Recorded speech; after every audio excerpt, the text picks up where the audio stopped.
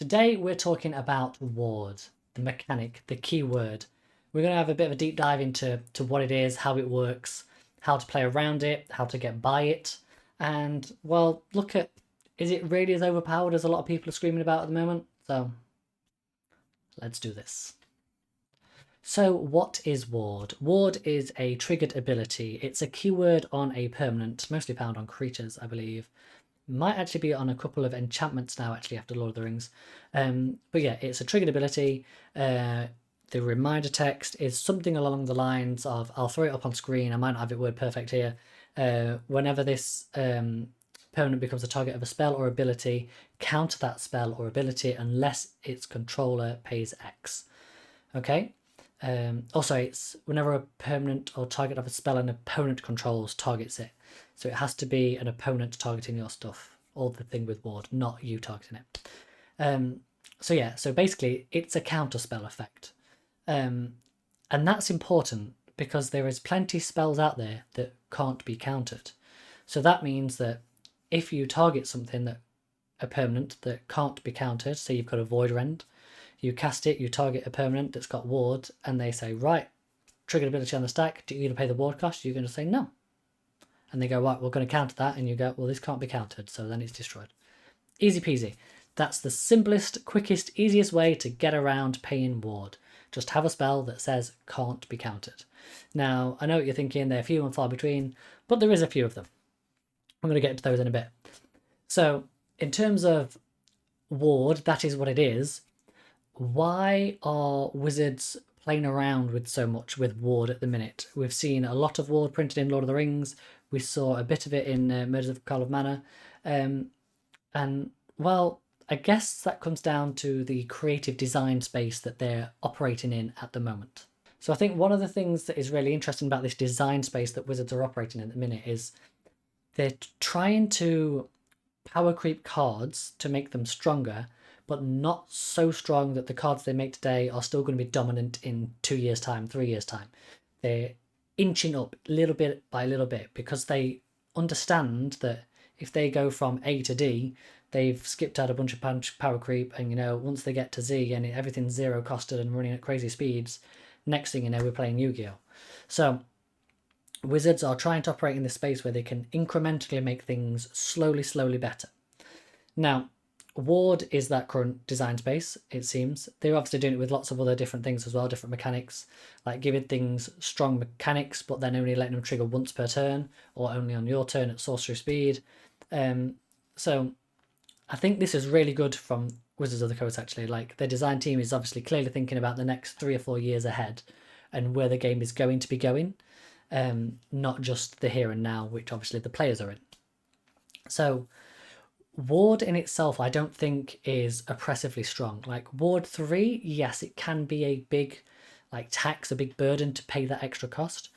But like I've mentioned, there is spells out there that can get around that effect. Ward is a counter spell, a counter trigger ability, so we can get around it. So here we have a bunch of spells I have found on Scryfall. They're all, this spell can't be countered, basically, by spells or abilities. Now, there are a few which deal with creatures and permanents on the battlefields, and others which deals with things on the stack. So we'll see, we've got like Dovin's Veto, which is counter target non-creature spells, stuff like that. But then we have other things like Slice from the Shadows, which is a new one from Murders of Carl of Manor. Target creature gets -X until end of turn, which is a great way of killing things. Obviously, it's an X cost, so depending on how big the creature is, depends on how much money you need to put into it, but you don't need to pay the ward cost. We have like Rending Volley, deals 4 damage to target white or blue creature. Great stuff.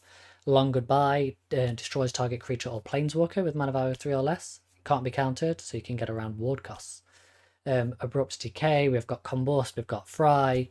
So there is a bunch of spells out there that you could be running in your decks. If you're a player that's really frustrated by ward costs, you can get around it by running a couple of these in your decks. Yes, these are very specific in terms of colours, but the effects are out there, and we're going to go to another slide in a minute where there is some ways of just giving all your spells that can't be countered. So therefore, you can cast any spell against something with ward, and it will never get countered by the ward ability. So this is just the start of things. Some good ones to mention are obviously Void Rend if you're in the Esper colours, absolutely fantastic. Blue I quite like out cold, especially with Voya running around wild at the minute and people screaming about how strong that is. You can tap it down for 2 turns essentially. So it stops them getting attack triggers for 2 turns. What gives you 2 more turns to set up and draw into something. Great stuff. Obviously you don't have to pay the ward cost, which is what's the same on all of these. Caught red-handed could be a good card if you're in the right type of deck to utilize stealing other people's permanents and then being able to sack them or reoccur them and keep them on your own board in whatever way. Inescapable Blaze, yes, it's 6 mana, but if you're in a type of mono red burn deck and you're doubling or tripling your damage from spells and abilities, this all of a sudden goes from 6 to 12 to 18 or whatever it is, you know. But yeah, we see a lot as well with things like Fry, Tears of Valakut, Combust. They deal 5 damage to a creature and they can't be countered. Now this is important as well because the average toughness of a creature that is played in EDH, I believe Command Zone did a whole report on statistics on this, and the average toughness is 4. So this will delete most things. These spells will delete most things, which is just absolutely fantastic. They can't be countered. You can get around the ward costs. If those ward costs are really annoying to you, then play these cards. You know, you can get around without having to pay that tax. So there you go, just some great options for you. And I mean, look at the mana cost on them all. They're like 2 mana, 2 mana, 2 mana. Rending Volley is 1 mana. Yes, there is a restriction that target has to be white or blue. Slice from the Shadows, Abrupt Decay. It's obviously got the mana restriction of 3 or less. Same with Long Goodbye. But they still, if you're constantly facing a card with ward that you can't get around, that's really oppressive at your table, in your pods, your playgroup, your meta, then these could be some cards for you. Also, up next is the permanents that you can cast, which basically give all your spells uncounterable. So let's jump into those now. So here we've got a bunch of permanents that will basically give your instance or sorcery spells or just your spells on the stack, anything like that, uncounterable. They can't be countered by spells or abilities. Sphinx of the Final Word, it's a big boy. It's got hexproof itself, it's flying, you know, it can't be countered in its own sense, and then it gives you instance or sorceries they can't be countered. So ward is no longer an issue, and you can cast any removal spell you want or any spell in general, and nobody can counter it, nobody can do anything about it. They can obviously respond doing their own things, but not interact with your spell, so to speak. You've got Chimil, the Inner Sun. This one's a new one. It came out in Ixalan. I don't know what the price is of this one, but it could be worth picking up because spells you control just can't be countered. So now knowing that ward counters spells and abilities that target it, they can't be countered now. So you can cast anything: your swords, your Path to Exile, Assassin's Trophy, Generous Gift, Stroke of Midnight, whatever you want. You know, Rapid Hybridization, Pongify. Like, they can all target things with ward and can't be countered. So ward is now meaningless. We've got Determined as well, which is an instant, so you can cast this. It cantrips, it draws you a card. Classic Simic. You do something, it sets you up to have a better turn, and it also cantrips. Love Simic, just absolute bonkers. We've got same again with the Tigan Master and Veil of Summer, which probably most people know. Like, absolutely 5 cards, fantastic stuff. Chimil goes in any deck, it's colourless. Like, if ward is frustrating you that much and you think it's oppressive, get this in your deck and then you don't have to ever worry about it again.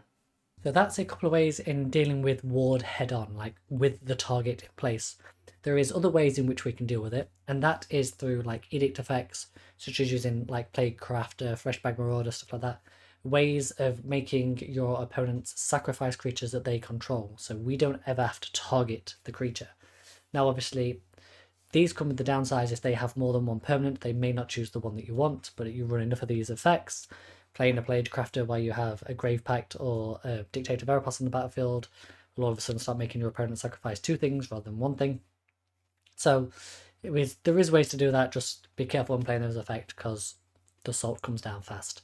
And yeah, that's just 2 different ways of being able to go about it. I don't want to promote this second way as much because, like I say, it does lead into salt-inducing plays, and which can lead into bad environments, and you don't want to ever be sat at a table doing something that then you get hate for. So maybe stick with the first option.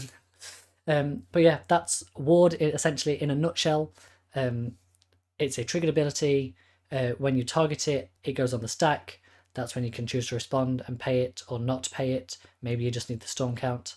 Maybe you just need a target to then be able to like counter your spell to get incremental value or something. You want to like arcane denial your own spell for some reason.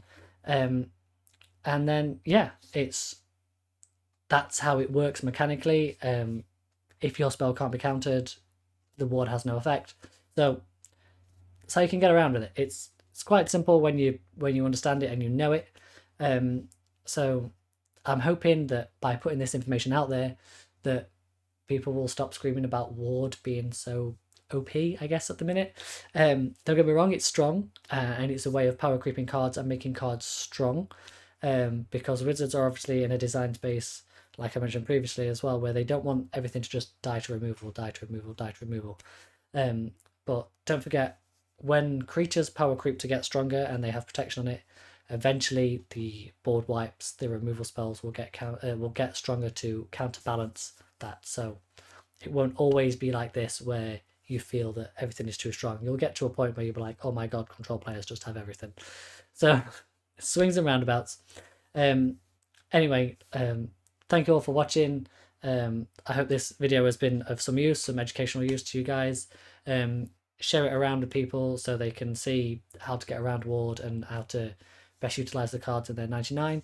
And just like, comment, subscribe as you keep always doing. It's absolutely fantastic. It gives me loads of feedback on what you like, what you don't like, so I can tailor my content to suit your needs. So yes, thank you very much everyone, and I will see you all in the next video.